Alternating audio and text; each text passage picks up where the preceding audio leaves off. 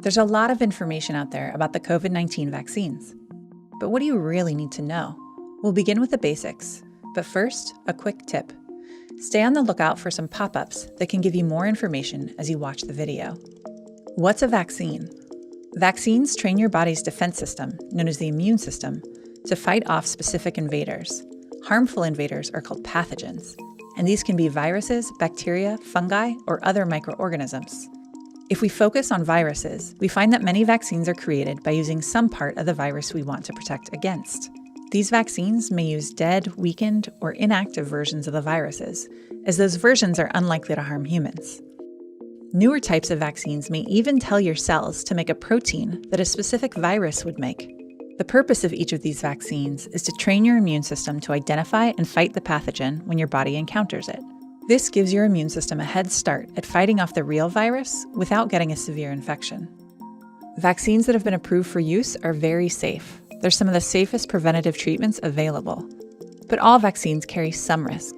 In some cases, people may experience mild side effects, like a headache, fever, and pain at the site of the injection. In rare cases, vaccines that use weakened viruses can have negative effects on some people, especially those who have weakened immune systems. The biggest risk for vaccines is that someone may be allergic to certain ingredients, but this is very rare, about a 3 in a million chance. Starting in 2020, researchers were developing and testing over 100 different vaccines to fight the coronavirus SARS-CoV-2, which causes COVID-19. Some of the COVID-19 vaccines being developed use versions of the whole virus or parts of viruses to trigger and train the body's immune response. But the first COVID-19 vaccines that were released use a small bit of genetic material called mRNA. mRNA, or messenger RNA, carries instructions within cells to create proteins. The protein we're focused on for SARS-CoV-2 is called the spike protein. Spike proteins create the sort of crown that gives it the name coronavirus. These proteins are part of what helps the virus to infect our cells.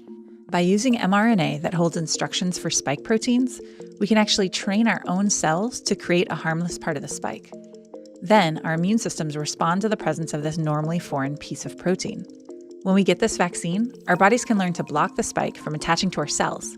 Our cells can also alert other cells more quickly to attack the foreign proteins, and in turn, the virus.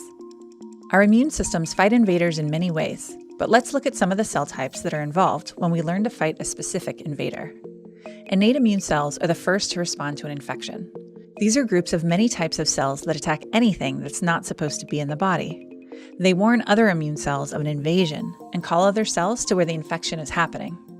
Antigen-presenting cells are special cells that are called to the scene to gobble up foreign proteins or pieces of cells. The antigen-presenting cells then move these bits of invaders to their surfaces so they can safely show them to other cells.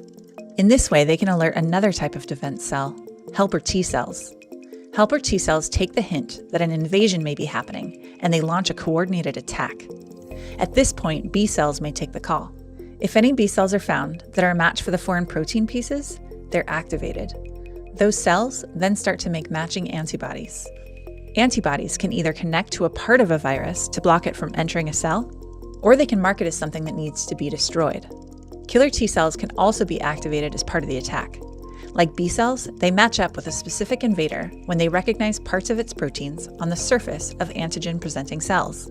Killer T cells can kill the cell or destroy the protein pieces directly. They may even release killer proteins as one of their main weapons. All of these cells are a part of the fight against harmful invaders, and they can fight more quickly and stronger against an invader they recognize. Once an invader, like the spike protein, is conquered, the types of cells that beat them create memory cells. Those memory cells can act or be activated faster later when they run into the same pathogen they fought before. That faster and stronger response gives your body the upper hand to fight against a familiar invader. So when you get a COVID-19 vaccine and your body encounters a weakened version of the virus or spike proteins made from its mRNA, your body is given a chance to learn how to protect you against COVID-19. And getting the vaccine doesn't just protect you.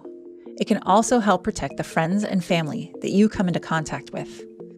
We continue to learn more about vaccines and the research behind them. Click on the link in the video description to see the latest information. And make sure to check out our COVID simulator, which lets you explore how vaccines can help slow the pandemic.